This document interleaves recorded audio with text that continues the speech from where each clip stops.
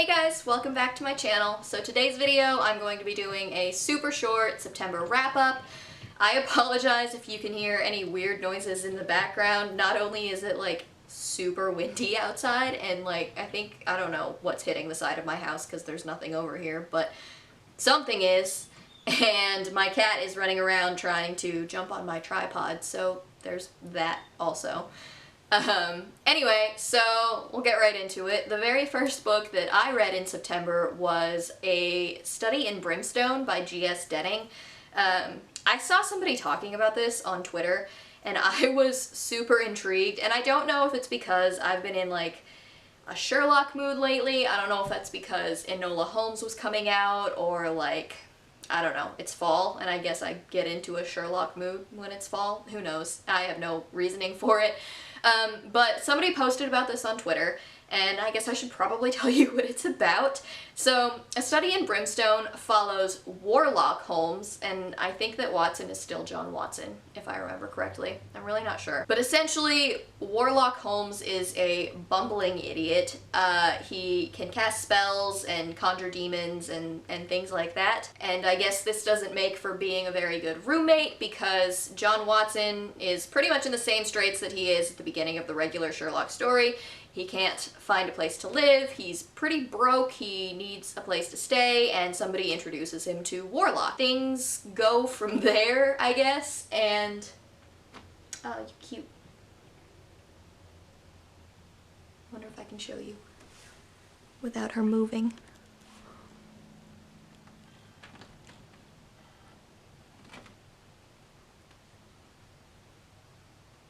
That probably wasn't worth it for editing me, but whatever, it's fine. So anyway, he becomes Warlock's roommate, he starts to realize something's not quite right with that situation, and is pretty much the one who solves all of Warlock's crimes with the police department.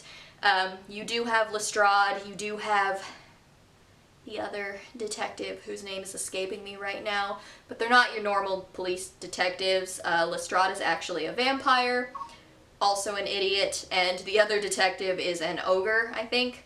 I only read the first book, but it covers, I think, 4 or 5 of the, normal Sherlock cases, and it was interesting. It was not really as good as I thought it was going to be. I was kind of struggling to get through it, and I was switching between the ebook and the audiobook, and usually that can get me through something pretty fast, but I don't know if it was the reading slump or what, but I just really wasn't motivated to finish that book at all. I was grateful when it was over. Maybe I'll continue on with the series at a later date, but for now, I gave it 3 stars. It was fine. There was nothing really that I could think of that was wrong with it. It was a really interesting new take on the Sherlock stories. Obviously, Sherlock as a warlock is great. I don't know why they felt the need to then make him an absolute idiot. I think that might be what bothers me so much, because in this they're presenting John Watson as the person who solves all of the crimes, and then Sherlock takes all of the credit for it. I don't know, it is what it is. 3 out of 5 stars. The next book that I read was Incan Sigil by Kevin Hearn. If you are new to this channel, I am a major Kevin Hearn fan. I have read pretty much every single one of the books that he's released so far. I'm still catching up on one series, and the other one that he co-writes with somebody else, I'm catching up on that one as well. But as far as the Iron Druid goes, I've read everything, and this is a spin-off of the Iron Druid Chronicles. Incan Sigil follows Al McVarish, who is actually a character that you were introduced to in one of his short story collections. Al McVarish, I don't remember the exact title of what he does in this world, but essentially he works with sigils, and it's a really cool magic system, essentially involving specific types of ink and symbols that you draw to accomplish various things. There's contract sigils, there's sigils to give yourself more strength or speed or healing, and essentially they're contract keepers for the Fey world. And Al McVarish has taken on an apprentice who very suddenly dies. This book follows Al trying to figure out who killed Gordy and some other stuff that Gordy was into. Gordy? I don't actually know how to pronounce his apprentice's name, but it doesn't matter. But he's trying to figure out who murdered Gordy and exactly what it is that Gordy had gotten into that kind of caused his death to begin with, because he was not a very good person. This was funny. It always is. Kevin Hearn always makes you laugh out loud while he's trying to tell you what's going on, and it's all absolutely amazing. I think that I ended up giving this 4 out of 5 stars. I should probably check on that. That was a lie. I gave this 5 out of 5 stars. I have a really difficult time not giving most of the things that Kevin Hearn writes 5 out of 5 stars. It was witty. Al is not your normal protagonist. I think he's like in his 60s or 70s. He has a fabulous mustache that he's super proud of. He's kind of just an old man who's done with everybody's shit, and he just wants to live his life and hopefully train an apprentice so that he can retire sometime. Al is also cursed, and he can't actually talk to anybody for too long or they will end up absolutely despising him. Like, his family has fallen victim to this, so he has to speak to anybody that he's close to or in contact with a lot through a text-to-speech app. Otherwise, they will end up hating him. It was a really cool take. I liked the little Easter eggs that they threw in to the Iron Druid Chronicles, and they left a mystery. He left a mystery in it that at the end, honestly, you want to know what happens next. And I think that he's done writing the sequel, in all honesty, so I need that as soon as it comes out, and I don't think that it's coming out until next year, and that makes me really sad. So, Incan Sigil, highly recommend. Yet another win from Kevin Hearn in my books. Next was Well Met by Jen DeLuca. I know, I'm like kind of late to this game, but in all honesty, it is worth all of the well-deserved hype. But this book follows Emily. I think it's first-person POV. This book follows Emily, who has moved to a small town in Maryland to help her sister, who was in a car accident and is having a hard time getting around. Emily is very much so going through a crisis. She has just had a long-term relationship and she has quit her job, so she's moving to Maryland to help her sister while she's immobile and help take care of her niece and get her to school functions and all of that stuff. And she ends up getting pulled into the town's Renaissance fair. Her niece goes to the high school, and most of the high school students also participate, and in order for them to do so, they need an adult to do it with them. So Emily joins the Renaissance fair, and because of this, she meets Simon, who is in charge of the whole thing. He takes it very, very seriously. He wants everything to be historically accurate. You learn why he takes it very seriously throughout the course of the book. Romance ensues. They despise each other in the beginning, so it's very much enemies to lovers. There's a little bit of fake dating, I guess, kind of, and I don't know. It was hilarious. It was so good. I read this in one night, literally. I think I started it even at like 9 o'clock, and I stayed up until 2 o'clock in the morning trying to finish it. And I have zero regrets because this was absolutely amazing, and it's become one of my favorite reads of this year. It's definitely going to be one of those cute romances that I go back to reread my favorite parts of whenever I'm in a reading slump or I'm feeling down. This is going to be one of the books that I go back to. Well Played, I think, is the sequel. I think it just came out, and I cannot wait to get my hands on it. I think Well Met is on Scribd, so I'm really hoping that Well Played is going to be on Scribd as well. Next up, we have The Well of Ascension by Brandon Sanderson. I have finally finished the Mistborn trilogy. It has finally happened. It has taken me months. I'm pretty mad at myself that I've been sleeping on it, in all honesty. I don't have the Hero of Ages hard copy. I had to get it from my library, so picture that over here. But I finished The Well of Ascension. I finished the Hero of Ages. These books are the second and third in the Mistborn trilogy. I read Mistborn: The Final Empire months ago.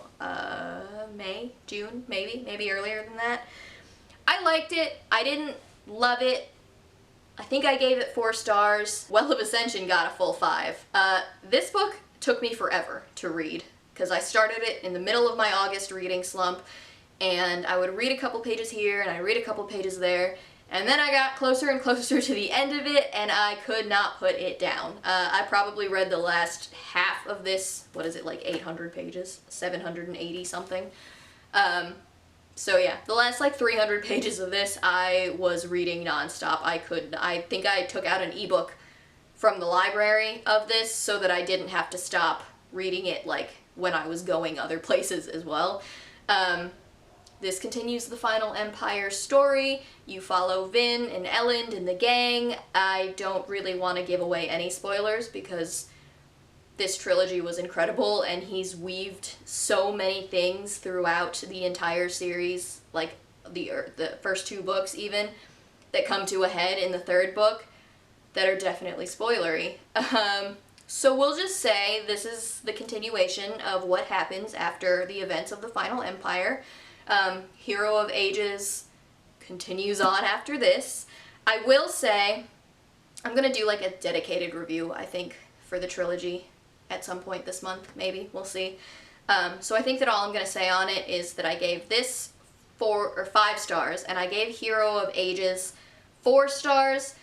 It was fantastic, and the little things that he hinted at throughout the storyline that came to a head at the very end were so freaking cool. There's a couple of things that I wish that he would have done more with, and that's what made me give Hero of Ages a 4 stars instead. The next book that I read was more of the Mistborn. It was Mistborn Second Era. I borrowed this from my library, so I read Law of Alloys, I think that it's called. I'll put it over here. That doesn't sound right. Law of Alloys? It's Alloy of Law.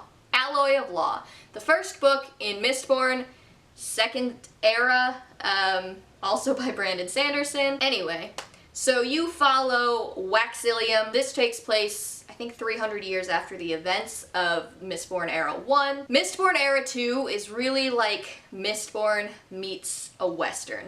And you follow Waxilium, who was a constable out in the Roughs, which is kind of like the Old West. He was a lawman out there, and when his family house needs him to move back to the city, he does so. And he moves back, he tries to set aside his, law-making ways, put his guns away, try not to involve himself in any of that because the members of his house depend on him. Events occur that kind of pull him back into it, and he has to investigate a string of robberies and disappearances and try and save some lives along the way. I think that this was a lot of fun. I mean, it was only like 300 pages or so, 300 or 400 pages. I ended up giving it 5 stars. I thought that it wasn't taking itself too seriously. I thought it was a lot of fun in terms of like the science behind everything they were talking about. Pretty accurate, which I always like in a book. Yeah, I definitely, I think that Mistborn Era 2 gets a lot of hate, and I don't really know why. I haven't really looked into it because I didn't want to spoil myself. But I really enjoyed it. The banter between Wax and Wayne was hilarious for me. It was full of those Brandon Sanderson quips that he throws out there all the time. I thought it was a great time. The last book that I managed to read this month was a graphic novel, and it was Buffy the Vampire Slayer, Volume 1. I think it's called High School is Hell. This was just a fun time. In case you didn't know, they have reimagined, there's a graphic novel series reimagining Buffy the Vampire Slayer in, I think it came out in like 2019, so like 2018, 2019. It's pretty good. I think I gave it 4 stars. I don't think the art style really resonated with me, but that doesn't really matter. That's so subjective. But the storyline was there, that Buffy campiness was there that you're looking for. Buffy is new to Sunnydale. She's kind of trying to fit into her surroundings. Willow is like your hippie chick. She's already an out lesbian. She has a girlfriend. Xander is like a nerdy gamer dude. It's great. I can't wait to get my hands on the 2nd volume to see where else it goes. I just finished season 7 of Buffy. I had watched everything up to the 6th season until years ago. I just never finished it. I don't know why, but I finally watched Buffy season 7, and I finished it like a month ago. Honestly, while I was working on these bookshelves is when I finished Buffy. And so it was really cool to see like different versions of that world. Anyway, 4 out of 5 stars. I really enjoyed it. Highly recommend. I can't wait to get my hands on Volume 2 to check out where they do the rest of it, because I know they've already brought in Spike and Anya, and I think that Angel has his own like reimagined in the 2020s comic series, so it's gonna be pretty cool. I think it'll be a good time. That is it for my super short, but probably is not gonna be super short because I talk a lot. That is it for my September wrap-up. I really didn't get through that many books this month, guys, but at least I got through some bigger books, because the Well of Ascension and Hero of Ages are not small. Like, they're thick. So I guess my page count didn't suffer. I tried to start The Way of Kings on ebook. That is not working for me. I ended up ordering a hard copy, so I think I'm gonna read The Way of Kings during October, continue my little personal Cosmere read-along, and yeah, we will go from there. But that's all I have for you today, guys, so I will see you in my next video.